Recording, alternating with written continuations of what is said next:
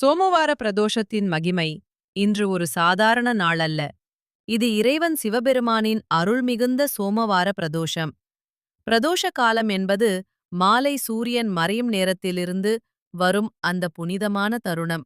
அந்த நேரத்தில் சிவபெருமான் நந்திதேவனின் முன் ஆனந்த தாண்டவம் ஆடுகிறார் என்று சிவபுராணம் கூறுகிறது.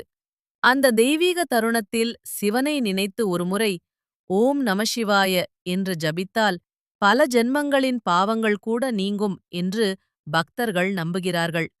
சோமவாரம் என்பது சிவபெருமானுக்கு மிகவும் பிரியமான நாள்.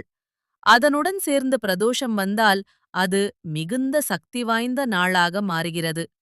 இந்த நாளில் சிவலிங்கத்தை தரிசித்து நந்திதேவனின் காதில் நம் மன ஆசைகளை சொல்லி பிரார்த்தனை செய்தால் அந்த வேண்டுதல்கள் சிவபெருமானிடம் நேராக சேரும் என்று கூறப்படுகிறது. இந்த நாளில் விரதமிருந்து வில்வ இலைகளை சிவலிங்கத்ததிற்கு மாலை அணிந்து தீபமேற்றி ஓம் நமசிவாய என்று மனமார ஜபித்தால் வாழ்க்கையிலுள்ள தடைகள் நீங்கி அமைதி, ஆரோக்கியம், செல்வம் மற்றும் ஆன்மீக முன்னேற்றம் கிடைக்கும். நெய் தீபம் ஏற்றுங்கள். மாலை பிரதோஷ நேரத்தில் சிவபெருமான் முன் நெய் தீபம் ஏற்றினால் வாழ்க்கையிலிருக்கும் தடைகள் நீங்கும். வில்வ இலை அர்ச்சனை. 3 அல்லது 9 வில்வ இலைகள் வைத்து ஓம் நமச்சிவாய சொல்லி அர்ச்சனை செய்யுங்கள். இது மிகப்பெரிய புண்ணியம் தரும். நந்தி வழிபாடு. கோவிலில் நந்தியை 3 அல்லது 9 முறை சுற்றி வழிபடுங்கள். பிறகு நந்தியின் காதில் உங்கள் வேண்டுதலை சொல்லுங்கள். சிவமந்திரம் 108 முறை. இன்று குறைந்தது 108 முறை ஓம் நமச்சிவாய சொல்லுங்கள். மன அமைதி மற்றும் அதிர்ஷ்டம் அதிகரிக்கும். பால் அபிஷேகம். சிவலிங்கத்திற்கு பால் அபிஷேகம் செய்தால் குடும்ப நலன் மற்றும் செல்வம் பெருகும்.